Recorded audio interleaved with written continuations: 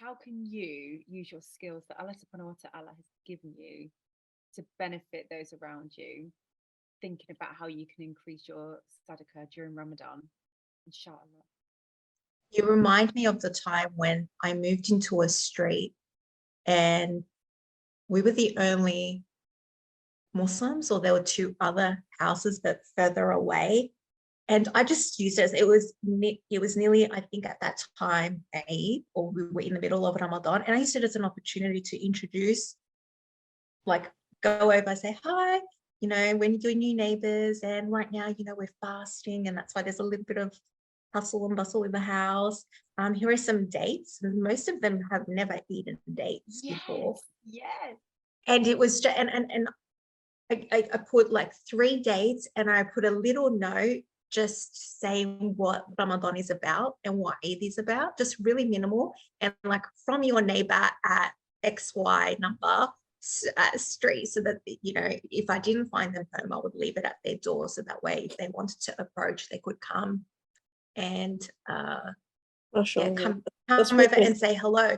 Yeah, my siblings thought I was strange, and what was I doing? Because you do feel like you're the other.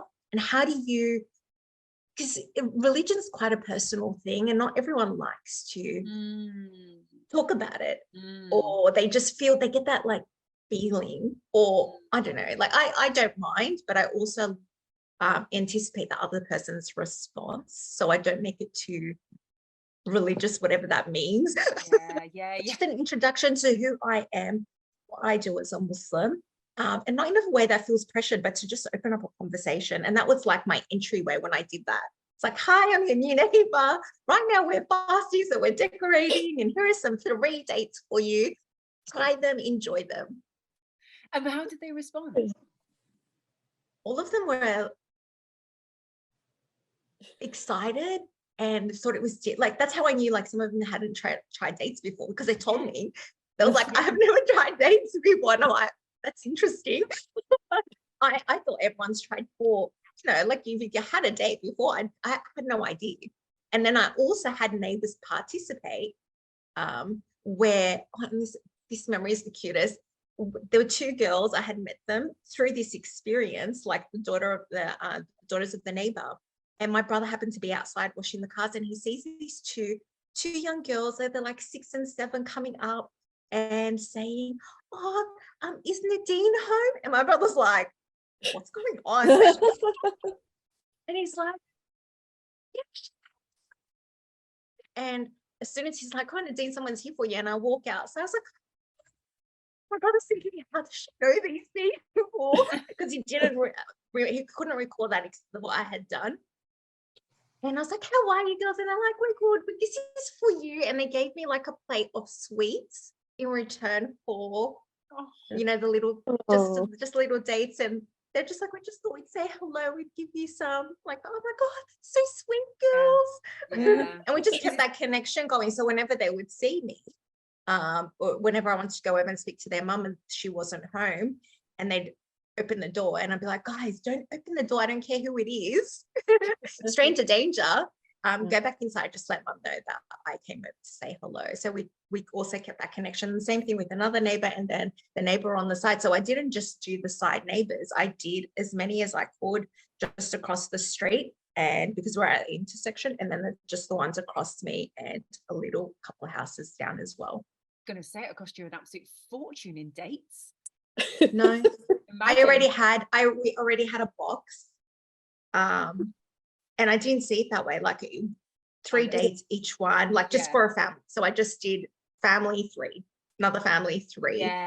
They could share it amongst themselves. It wasn't about giving them the food, it was just the introduction, let them know who I am, new neighbors, and then also an introduction being a Muslim. Like, don't be afraid to come and say hello and ask questions. Don't think that this is a barrier, it's going to stop you from approaching me, because I don't want it to be that way. And if anything, that opened them a lot to kind of saying hello and waves. So like my siblings started seeing an increase of like waves and, hi, how are you? And they're thinking, what's going on? Because they'd be at work, like they wouldn't know. I would be the one who was working from home or studying from home at the time.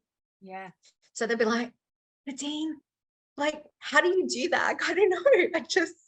I just trust my intuition, rely on Allah, make dua, because you don't know how people are going to respond to you. You know, sometimes you're going to get racist people, you're going to get people who haven't come across Muslims before, and you just need to just, you know, do your best and remind yourself, not everyone. Just think the best of others. But that's how I would approach it. Don't always think the worst. I think because we're so visibly Muslim, and we all know we've encountered those things, those encounters where that prevents us from being open and smiling. All the sunnah things that we're supposed to do, we're supposed to be like walking forms of dawah to everyone else. You know, not just say salam alaikum to Muslims, you know, it's obviously just to Muslims, but how do you invite non-Muslims to approach you as well and ask you questions? If you're just going to always be like, and like, I don't have time, energy.